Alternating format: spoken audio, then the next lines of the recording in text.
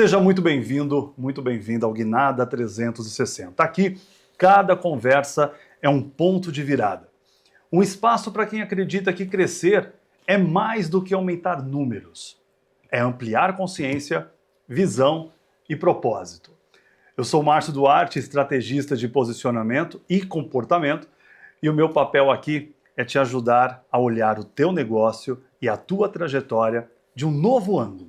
Porque no fim das contas, toda guinada ela começa com uma decisão. No programa de hoje, você vai acompanhar uma entrevista com Alfredo Miguel. O Alfredo, ele é diretor corporativo da John Deere, uma das maiores empresas de maquinário agrícola do mundo. E ele tem muito a ensinar sobre liderança, inovação e futuro. Nós também teremos uma conversa inspiradora com uma empreendedora de sucesso. Uma designer de interiores que vai mostrar como que o talento, quando encontra propósito, ele pode se transformar em marca, em negócio e em legado. Mas para a gente começar esse programa, eu recebo aqui alguém que faz parte da minha história há mais de 20 anos. É um amigo querido, um profissional admirável e uma voz essencial para quem vive o direito e precisa se reinventar diante desses novos tempos. Da inteligência artificial à hipercompetição, o mercado jurídico mudou. E essa conversa, ela promete abrir a tua mente para enxergar novas possibilidades. Eu recebo aqui Dr. Leonardo Pantaleão. Tudo bem, Márcio? Prazer, viu? Uma alegria estar com você aqui. Tudo bem, Léo? Bem, e você? Muito bom também, muito bom te receber. Ô, Léo, eu queria começar essa nossa história pelo seguinte, essa nossa conversa. Nós nos conhecemos há muito tempo. Muitos anos. Fizemos um trabalho muito bonito juntos. Verdade. Né?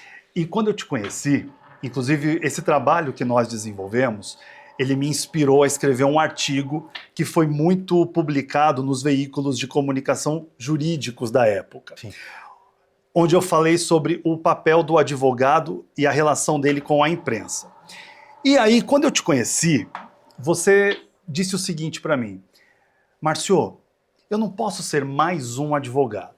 Eu tenho que ter alguma coisa de diferencial para poder me destacar no mercado, além da competência e tudo isso, que foi o que eu escrevi lá no artigo. A sua habilidade de comunicação, o seu conhecimento, a sua experiência, a sua desenvoltura aqui, como por exemplo aqui, né, num programa de TV. E hoje, Léo, como é que você está enxergando os diferenciais? Porque parece que o mundo virou uma coisa meio desenfreada e está difícil encontrar diferencial, né? É verdade, você tocou num ponto muito importante, Márcio. Naquela época, né, estamos falando aí de 20 anos atrás, né, eu já me preocupava com isso. E eu acho que todo profissional, principalmente aquele que presta serviço, ele precisa se preocupar com essa perspectiva de trazer um diferencial para o cliente. Porque principalmente na área do direito, você tem uma quantidade enorme de advogados, né? Quer dizer, se a gente for levar em conta só no estado de São Paulo, não estou falando do Brasil, só no estado de São Paulo, nós temos mais de 500 mil advogados inscritos na Ordem dos Advogados. Então, isso significa que, em alguma situação, você vai ter que se destacar, porque senão você cai naquela vala comum, e você tem muita gente, até talvez por dificuldade de encontrar esse viés de destaque, muitas vezes até abandonando o direito, vai fazendo outras coisas, e você tocou na abertura em dois pontos que são essenciais, né? Quer dizer, a mudança de mercado e a chegada da inteligência artificial dentro de todos os segmentos, também no mundo do direito. Então são situações que advogados mais antigos precisam se adaptar e muitas vezes têm dificuldade em se adaptar.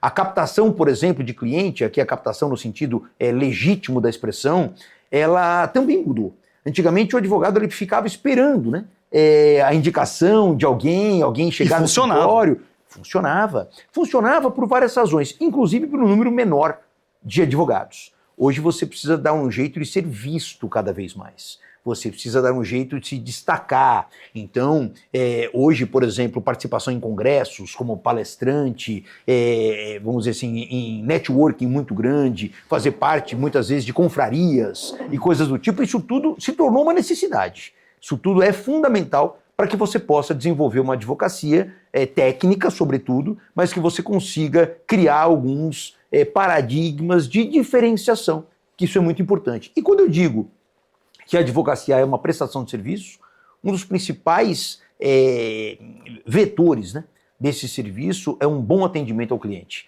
É aquilo que eu digo, condições e capacidade técnica você tem nivelados muitos profissionais. Então você começa a ter que criar estruturas internas dentro do escritório, por exemplo, para poder fazer com que todos entendam aquelas questões de missão, né, do escritório, missão e visão do escritório, para que a gente consiga chegar numa definição de estratégia do escritório, saber exatamente onde queremos chegar, em quanto tempo queremos chegar, para poder criar os mecanismos de alcance.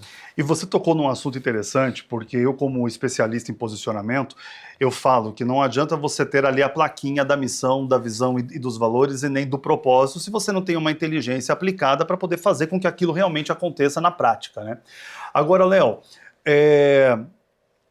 você tocou em vários assuntos desse cenário contemporâneo que o direito está vivendo, mas tem uma questão aí, um ponto que é muito interessante também, que são as redes sociais, né? Muito. Porque quando você fala de destaque, o número de pessoas fazendo mais do mesmo, né?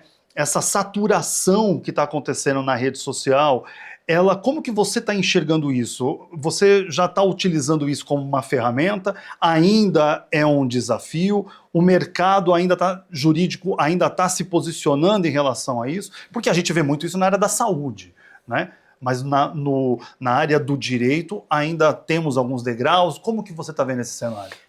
Márcio, tudo depende da maneira pela qual você quer usar a rede social. A rede social no direito, propriamente dito, depende muito daquilo que você almeja.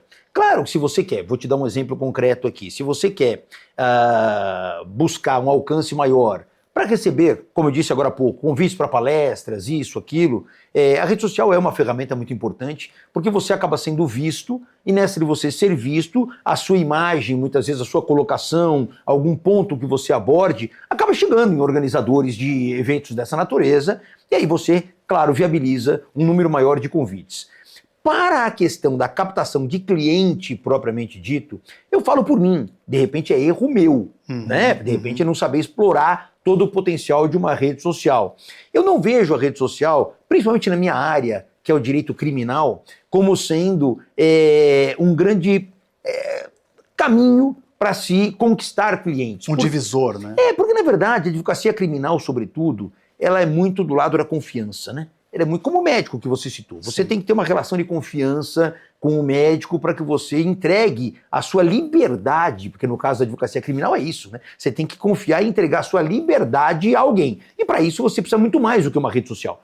Você precisa de uma empatia. A rede social ela pode ser o ponto de início de uma relação profissional, mas não que ela por si só vai ser suficiente a dar essa garantia. Mas você não acha que na rede social, pelo menos na área criminal, quem está se utilizando dela como um mecanismo, né, para se colocar a sua voz, está indo muito mais para o caminho especulativo da audiência do que especificamente para um esclarecimento, para uma orientação, e isso também acaba atrapalhando um pouco? Eu concordo com você, muitas vezes você tem grandes influenciadores, vamos dizer assim, do direito, com às vezes milhões de seguidores e tudo mais, mas que você vê pouco conteúdo técnico sendo abordado ali.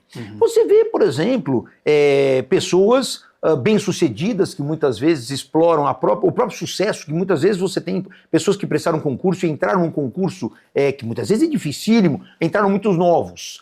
Então você tem todo esse chamariz de ser alguém novo ou nova, ingressando num concurso difícil e, consequentemente, trazendo dicas de como passar num concurso público, algo do tipo. Então você tem aí, claro que aí a pessoa aproveita da própria imagem para poder fazer outros anúncios, isso, e acaba virando uma referência e aquilo vai crescendo exponencialmente. Mas não necessariamente que a pessoa use a rede social propriamente dito para poder difundir conceitos técnicos ou algo especificamente jurídico, né? Então acho que aí você tem essa diferenciação. Hoje em dia, Márcio, se você usar a rede social pura e simplesmente para divulgar conteúdos técnicos, o seu alcance acaba sendo restrito. Seu alcance acaba sendo pequeno, porque eu tenho dúvida do que o público da rede social está procurando para ver. Muitas vezes, se ele está procurando algo para se distrair, se você fica com aquela formalidade, principalmente que o direito muitas vezes é inerente ao direito, com aquele rigor técnico e tudo mais, você não desperta o interesse. A não ser por pessoas que são da mesma área, que às vezes falam, poxa, gostei dessa dica, disso, daquilo. Mas não alcança o grande público de uma forma geral, em termos de movimentar a rede social, para poder fazer com que viralize alguma coisa, por exemplo, algo nesse sentido. Agora, pensando em quem está assistindo a gente, que tem o interesse de poder dar uma guinada na sua carreira, você como professor de direito penal, você recebe algum tipo de demanda dos seus alunos em relação a esse posicionamento? Eles pedem a você algum tipo de orientação, até porque você é uma referência, né, Leonardo? Você está em todos os programas de televisão, né? Como que você fala com esse seu público, com esse seu interlocutor? Não, eu te agradeço até o carinho das palavras. Isso acontece bastante, principalmente agora, porque, veja, a advocacia mudou, não só externamente, internamente ela mudou também. O comportamento dentro das audiências, a técnica dentro das audiências, a postura do advogado dentro da audiência. Hoje o advogado se faz muito mais respeitar do que talvez se fazia na maior parte dos casos anteriormente, dentro do ambiente forense, e isso movimenta realmente muitas perguntas, até a título de mentorias, né? Para poder fazer mentorias pautadas para determinadas situações, para determinados ambientes. E isso vem... Outra coisa que mudou muito, a forma de você fixar e estabelecer honorários advocatícios. Isso tudo mudou, Márcio. A advocacia de 20 anos atrás é uma advocacia que hoje, quem fica simplesmente enraizado naquelas diretrizes, encontra grandes dificuldades. Então é por isso que, assim como acontece comigo, então eu sempre está fazendo cursos novos, entendendo, conversando muito com parceiros, com amigos, olha, o que você faz aqui numa situação como essa, como é que você costuma conduzir, e daí por diante, porque isso é fundamental. E aproveitando os minutos finais que nós temos, eu queria também deixar claro o seguinte, a importância da juventude no escritório de advocacia. Isso é um ponto muito importante, porque quem entende de rede social hoje, Márcio, são jovens. Sempre tem alguma coisa para contribuir, né? Tanto Demais. a maturidade quanto a juventude. Não tenha dúvida. Eu tenho gente no escritório, por exemplo, que se eu não estivesse lá, eu não faria metade das coisas que eu tenho para fazer em relação a essas questões virtuais, a essa tecnologia, isso, aquilo, faz parte. Vamos dizer assim, hoje não tem mais aquela ideia de que o jovem ele só vai para o escritório para aprender. Não, hoje ele vai para aprender e para ensinar também ao advogado mais antigo a se inserir nesse mundo e a conseguir acompanhar essas mudanças todas. Mas eu quero ter você aqui mais vezes. Eu gostaria prazer. que você fizesse daqui também uma porta sua de fala mesmo para o público, porque eu acho que assim, nós temos muitos advogados e advogadas que assistem o nosso programa, então seria muito importante ter você como um porta-voz desse conhecimento. Quero que você venha aqui mais vezes. Com o maior prazer, tá? Com o maior prazer. Muito obrigado. O endereço das redes sociais do Dr. Leonardo Pantaleão está aqui no nosso vídeo. A gente vai para um rápido intervalo, mas já antecipando que no próximo bloco nós vamos ter aí o quadro do empreendedor com uma designer de interiores que vai falar um pouquinho a respeito da sua carreira e de como ela está despontando, e certamente ela pode também ajudar você a se inspirar com o seu negócio. E ainda neste programa, uma entrevista com o Alfredo Miguel, que é o diretor corporativo da John Deere, uma das maiores empresas de maquinário agrícola do agronegócio do mundo. A gente já volta.